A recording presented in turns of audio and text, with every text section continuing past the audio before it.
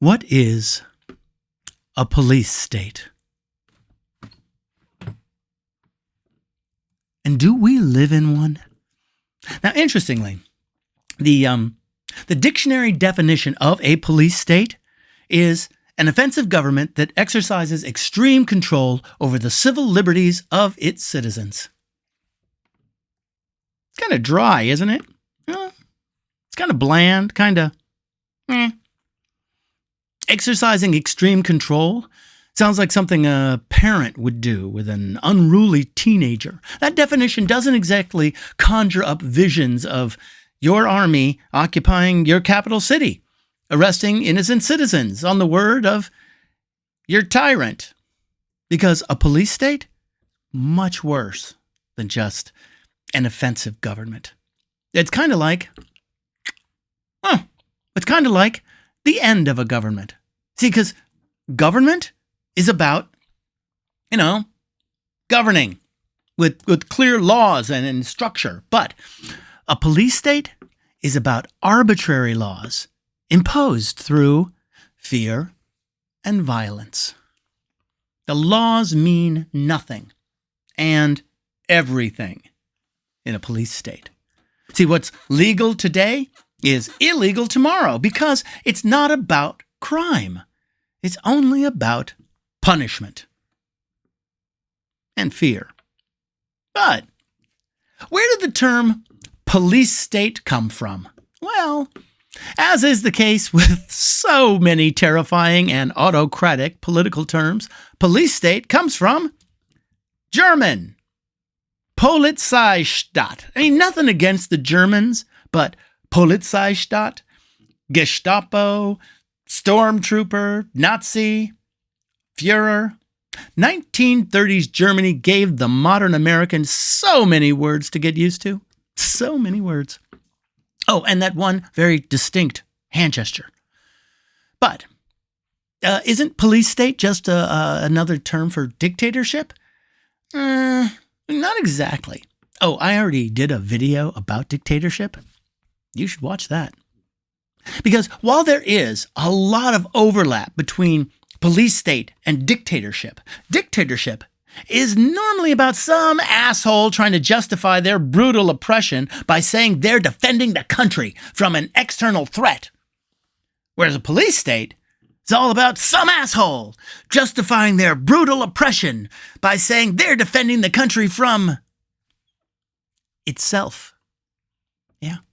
From an internal threat. From traitors. From you. Oh, and changing the laws, ignoring a constitution? Any brutal and repressive regime can do that, but a police state requires more from its citizens. It requires a certain sort of paranoid devotion. See, it's not just about citizens cowering as secret police officers drag people away. Oh, no. It's also about getting each citizen to activate the secret police officer inside of themselves.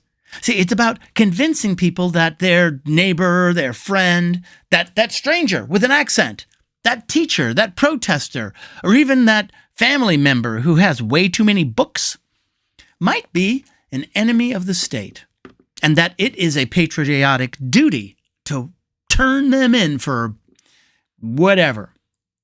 The police state may flood the streets with stormtroopers or National Guard to defend us from criminals and traitors, but the real goal is to have each of us see all of our fellow citizens as criminals and traitors.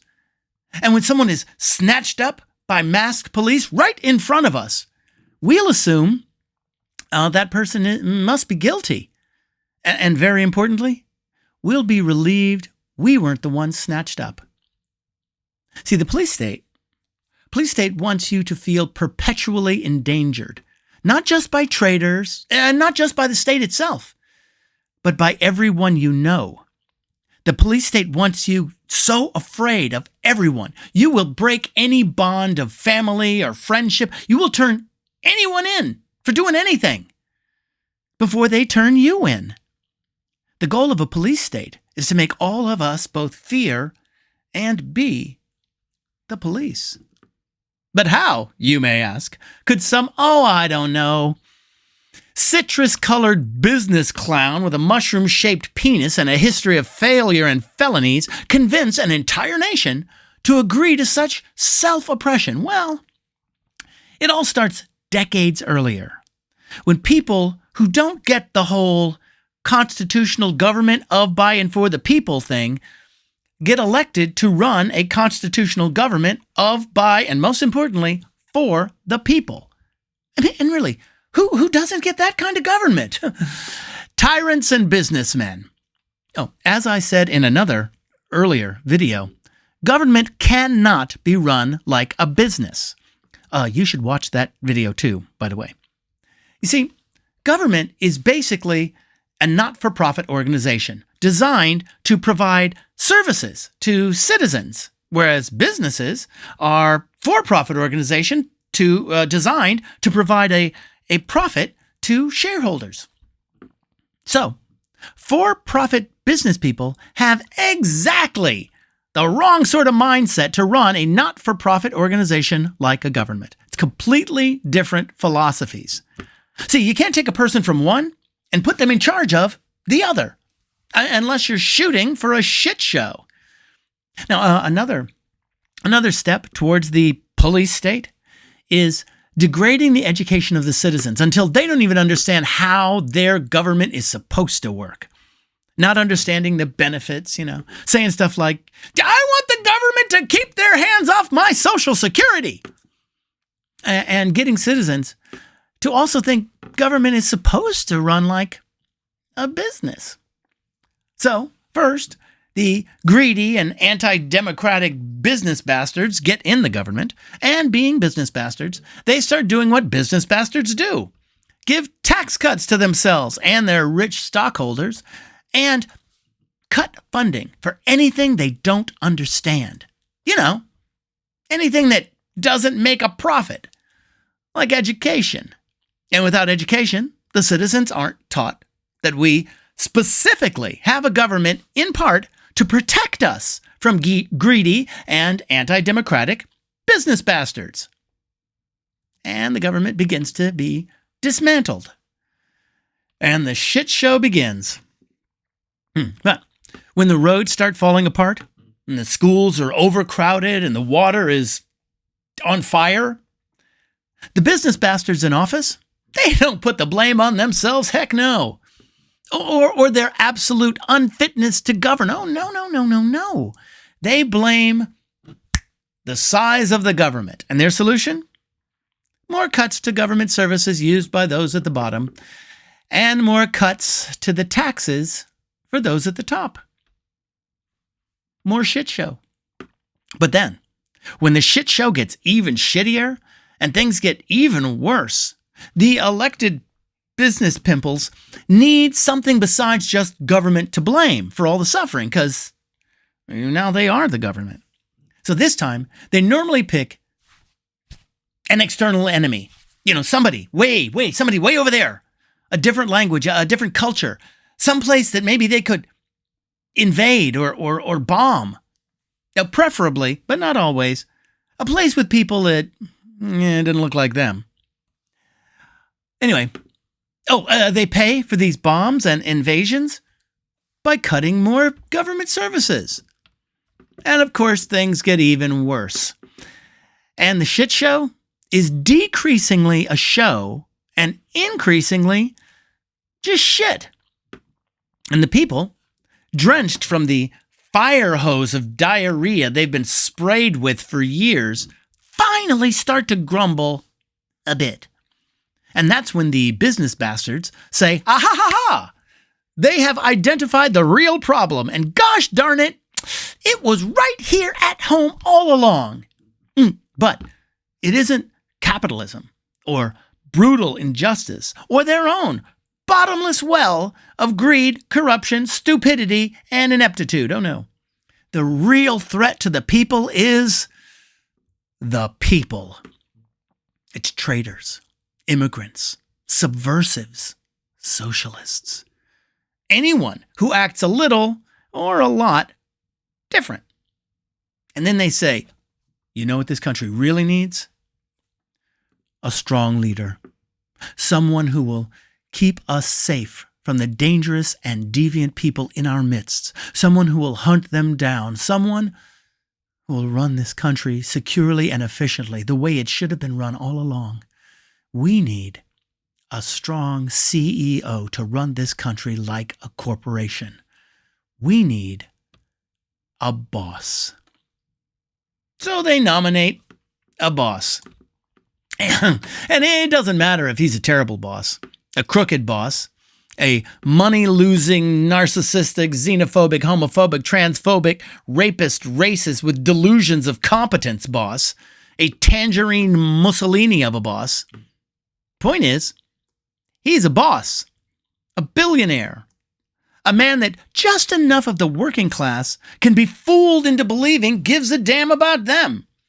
And just enough of the working class would rather vote for than the very qualified black woman he runs against. And he wins for a second time. And that's when the shit show finally ends and the police state begins. See, it goes like this. The business weasels in the legislature, they're much more comfortable with a top-down corporate structure. So they give all their power to the CEO of the executive branch, to the boss. And then President Boss has the power of the legislature and the executive branches. And he starts, passing and signing laws. But then he thinks, wait a minute, who are these judges who are stopping him from doing as he pleases? He doesn't understand how anyone can stop him from just doing stuff just because it's unconstitutional. So the boss starts firing them, or as we call it, unconstitutionally removing judges. Because when the boss gets in office, see, he looks around and says, wait a minute, if corporations don't need 3 equal branches, why should his government need 3 equal branches? It's just inefficient. Legislative, executive, judicial, 3 equal branches of government. Now, in a lot of modern democratic republics, the government is divided into 3 basic sections. A legislative branch that makes the laws, an executive branch that upholds the laws, and a judicial branch that prosecutes the law. Now, you may recognize these separate and constitutionally equal branches of government from your history or civics class, unless the whole degrade the education thing already worked. The point of having these 3 different equal branches is what you call, checks and balances, so that one branch can't just take over. The kind of protection from authoritarianism we used to have right here in the good old US of A. But the boss, he isn't used to this kind of structure. I mean, corporations are pretty much dictatorships under unquestionable CEOs like him. That's what he's used to. So that's what he wants. And once the checks and balances are gone, who's going to stop the boss from doing whatever, whenever? Law itself becomes arbitrary. And once the law becomes arbitrary, government becomes untethered and stops really being a government. See, without checks and balances, the government just becomes an extension of the will of the boss. And whatever the boss says goes. The country is in danger, so we got to do this. Immigrants are stealing your job, so we got to do that. Washington, D.C. is overrun with criminals, so we got to send in the troops. Chicago is overrun with criminals, so we got to send in the troops. Baltimore is overrun with criminals, so we got to send in the troops. San Francisco, Detroit, Miami, Los Angeles, Denver, Portland, New York is overrun with criminals, so we got to send in the troops.